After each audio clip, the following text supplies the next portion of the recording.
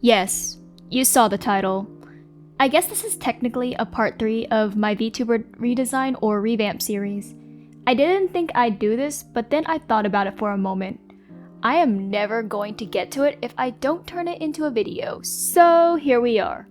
It's been a bit since part 2, and so I managed to think of at least a name for her. So I'll begin with talking more about her lore and other details. Nin is the name her creations refer to her as, but while she's living among them to keep watch and whatnot, her name is April. I imagine that for the most part, her creations, aka my muses I've created, have at least some respect for her. For some, she is beloved, but for others, she is probably not well liked. For those that don't like her, it's probably because she put them through hardship. I mean, it's kind of understandable though. But Nin isn't too evil and cruel because after she puts them through hardships, she opens up a path for them to basically get better. It's kind of like getting worse before getting better. So Nin's treatment of her creations is basically the same way I treat them. Whenever I write out a character, oftentimes I make things worse before I make things better. I like watching the characters develop. I imagine that if my characters were actually real, a lot of them would hate that. I put them through hardships anyways. Nobody likes to suffer, but it's the pain that can make someone stronger. And my god, I eat that up alright. So, onto the reasons why Nin lives among her creations as April. Obviously, I have my personal reasons for that. I just want to indulge in a mermaid design for her. But of course, there needs to be lore reasons. I'm thinking she is someone who likes analyzing and studying things. No, not studying academics. She likes studying her creations, so that's why she lives among them and sees how they act when given certain things. I think this allows her to understand her creations more and help her give them a path to getting better after she makes things worse. She isn't going to hand her creations free things. She'll make them work for good stuff, but she'll open the path for it. Of course, her creations don't know that the mermaid that they see hanging out around the ocean sometimes is in fact their god. I think I mentioned in part 2 that she has created multiple universes, which explains why there are alternate versions of the same muses. So to justify Nin taking on a mermaid form primarily, she stays in the fantasy universe she created. Or well, one of the versions anyways. There are probably multiple versions with different timelines because she tweaks certain details and just wants to see how these same creations react. Though she likely visits the other universes from time to time, making sure to take on an appropriate form whenever she does. Nobody ever realizes she is their creator. I think she's gotten good at seeming like an open book, yet hiding so much that people don't suspect a few things. Though there are probably a few characters that have some theories about her, and those ones are probably the most interesting to her because if they are smart enough to see through her, then there's something special about them and she'd likely keep watch over them. So I think that's all of the lore about her. The speed paint section of this is probably ending soon. As you can all tell, I'm drawing the channel icon first. I made a couple of mistakes here and there because I forgot details, but I mean, it's an icon. Nobody will notice that much, right? I was a bit slow on drawing the icon because I kept getting distracted though, but it wasn't too bad. I keep getting distracted every time I draw, so that's something I need to work on. You will probably see a lot of moments where I just sit there for the next speed paint, which is me actually drawing the channel banner. But anyways, at least the icon managed to get done in like less than 4 hours, so I can't complain too much. Now, here is the icon. It's pretty simple, but I don't think there's a point in making it complicated. I think it turned out alright and gets the job done. So now let's move on to the channel banner. Making channel banners is always the most difficult thing for me.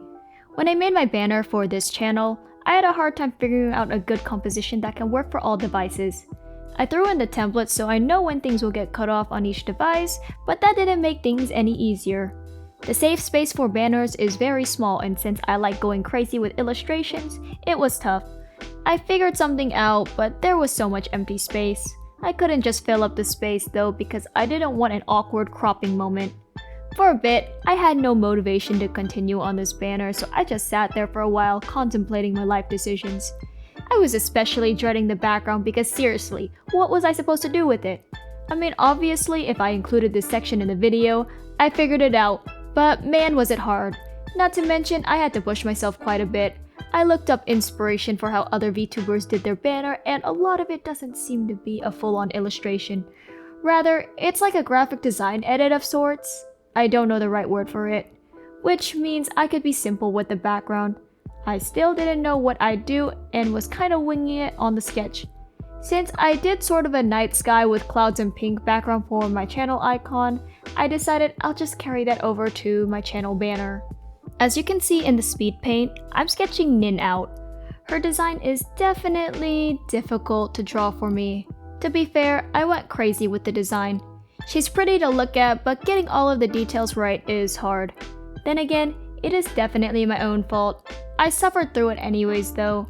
Her dress and arm sleeves were the things I had to figure out. I'm not the best at drawing clothes. I don't know what I'm doing. But things were looking weird to me, and at some point, I was like, shoot, we're just going to keep it.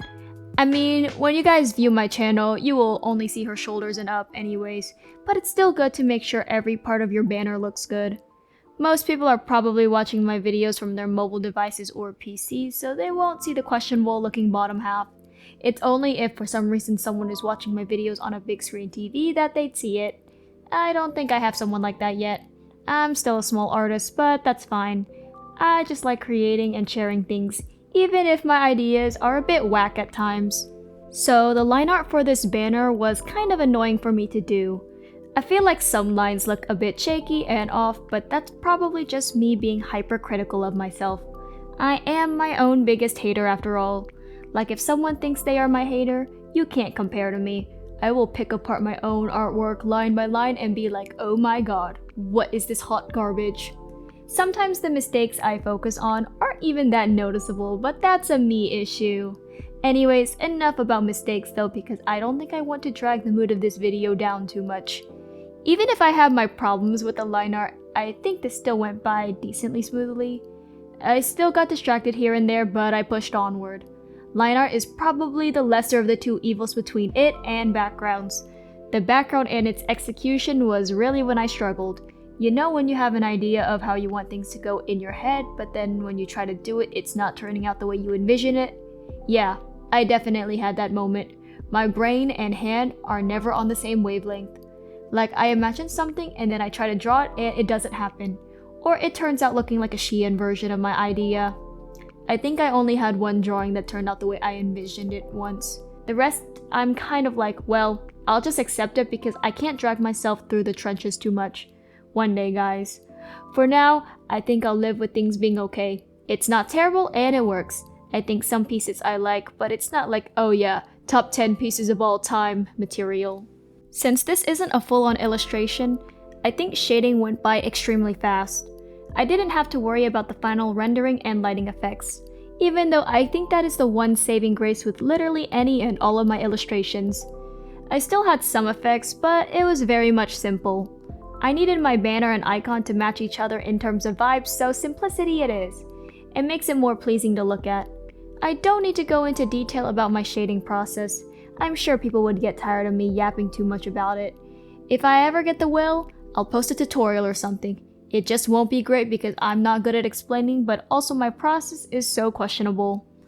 Anyways, once the shading is done, I just copied everything, created a blur, and put it on a soft light layer because extra glow or whatever. Then my signature soft light gradient technique. Okay, I didn't invent doing this, but that's just a thing I like doing. And then that should be the banner done. And here is the final channel banner. I think it could be better, but for now it works. I could have created more, but I'm not sure when or if I'll ever do something as Nin. So for now, just the channel icon and banner is enough.